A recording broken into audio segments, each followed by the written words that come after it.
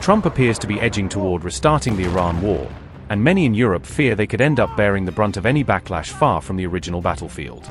Is Iran preparing to turn its sights on Europe next, as Brussels scrambles, sounds the alarm, and warns of growing risks on the continent? EU officials now admit that IRGC networks are still up and running inside Europe, leaving Brussels looking rattled as it confronts the reach of Mojtaba's forces. Europe is edging toward political meltdown after Tehran issues a sinister warning aimed at America and its allies. Talk of making war extra-regional raises the question of whether the IRGC is now ready to take the battle far beyond the Middle East and onto European soil. Europe officially sounded the alarm over Iran at the very moment Tehran was issuing a fresh threat to the United States, tying EU fears directly to Washington's standoff. EU lawmaker Hannah Neumann warned that Iran's networks are still up and running across the continent, according to a report, suggesting sleeper structures have not been dismantled. She made the remarks on May 20 specifically in reference to the Islamic Revolutionary Guard Corps, highlighting the IRGC as the core concern. The IRGC has already been formally designated a terror organization by the European Union, underscoring how seriously Brussels views its activities. Neumann called for urgent efforts to drain the IRGC's money, influence and reach inside Europe, arguing that financial and political networks must be dismantled. Subsequently, the EU's top diplomat acknowledged that there are significant challenges in tackling the IRGC's influence in Europe, hinting that the problem is more entrenched than many realized. These warnings were aired during a tense European Parliament exchange, as reported by Iran-focused media, making the debate part of the public record. Neumann's words of caution landed just as Germany's domestic spy agency issued its own stark warning about possible Iranian operations in Europe.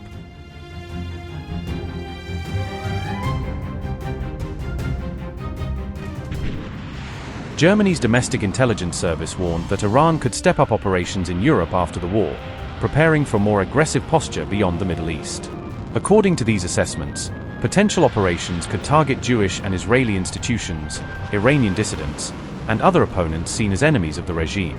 The German agency believes Iran's intelligence services are willing to use methods such as threats, intimidation, and surveillance to pursue their objectives on European soil. Berlin has confirmed that it is actively investigating individuals based in Germany who are believed to be affiliated with Iran or acting on its behalf. Those who traveled to Iran for military training and placed themselves in Iran's service are now under particular scrutiny from German authorities. Reports suggest that several dozen people have left Germany for Iran and later returned to Europe to work on behalf of the regime, deepening concern over potential sleeper cells. In one case, 2 men from Hamburg appeared in a propaganda video carrying assault rifles at a checkpoint, a sign of how far some recruits have gone in serving Tehran's agenda. All this unfolded as Germany and an EU lawmaker were raising the alarm, and at the same time Iran issued a stark new threat directed at the US and its allies, tying European fears to a broader confrontation.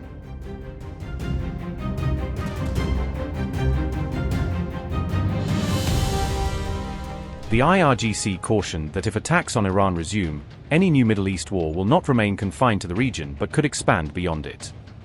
The IRGC statement read, quote, "By repeating the enemy's aggression, we are making the war extra-regional. The American Zionist enemy, who has not learned from the repeated major and strategic defeats of the Islamic Revolution and once again speaks of threats. Although they attacked us with all the capabilities of the 2 most expensive armies in the world, we did not use all the capabilities of the Islamic Revolution against them. Now, if the aggression against Iran is repeated, the regional war that was promised will this time extend beyond the region and our crushing blows will land you in black soil in places you do not imagine. We are men of war and you will see our power on the battlefield and not in empty statements and virtual pages."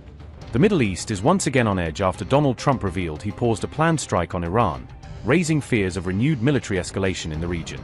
Trump reportedly convened his top national security officials to discuss military options against Iran amid rising tensions between Washington and Tehran. According to reports, several US officials believed Trump was preparing to approve military action during the high-level White House meeting. But instead of authorizing strikes reportedly planned for May 19, the White House suddenly announced a pause in military action. Reports say Arab leaders warned Washington that Iran could retaliate by targeting oil facilities and critical infrastructure across the Gulf region. Meanwhile, Tehran claims Trump backed away from military action because the US fears a massive Iranian response if another conflict breaks out.